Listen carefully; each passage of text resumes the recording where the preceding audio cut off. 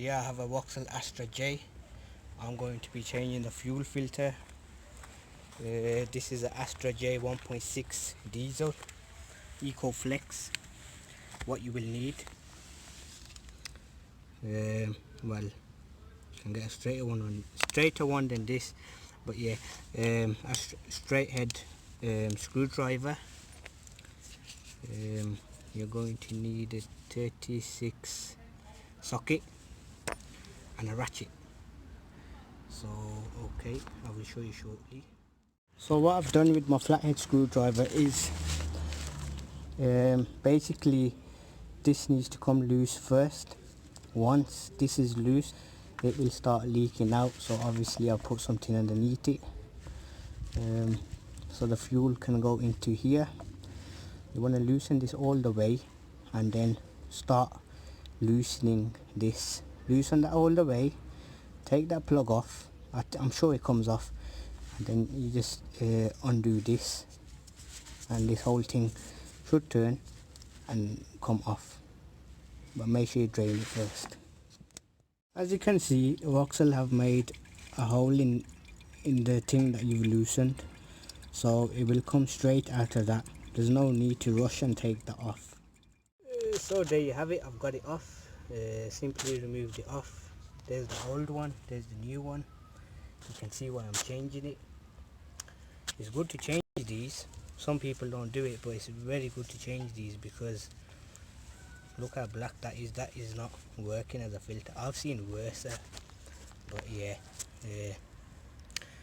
all you have to do, put this onto there. Once you got that on, do it all in reverse, fit it back on, and then I'll show you what you have to do with the ignition. One thing you must remember to change that, make sure you take the old one off and you fit the new one in correctly. So what you need to do now is you're going to prime the car. So on,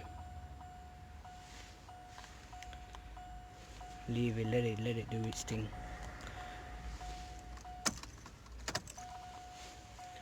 You want to check at the same time if it's leaking or not, because you're supposed to tighten all of it.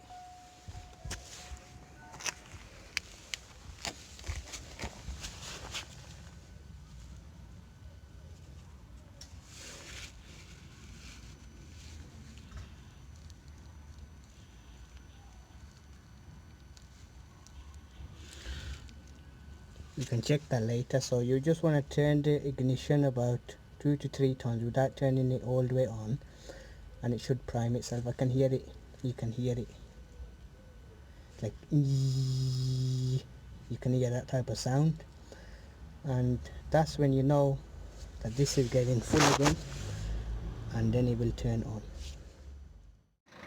As you can see, I've got the car started. I'm just cleaning up because you might as well. So once it's clean and dry, looking for any leaks. If there's no leak, then you can proceed. However, my car did take a bit of time to start. It did take a couple of key turns, and then it still didn't start after the third one. So I'd say give it about 3 minutes of key turning alone, and it should start. Even if it doesn't, let go of the ignition, turn it back off, turn it back on, try to start it again, and it will slowly push its way down into the filter and get the car started. I just want to look at the pipes, and I think that's wet from before, but that should be fine. Other than that, thank you for watching.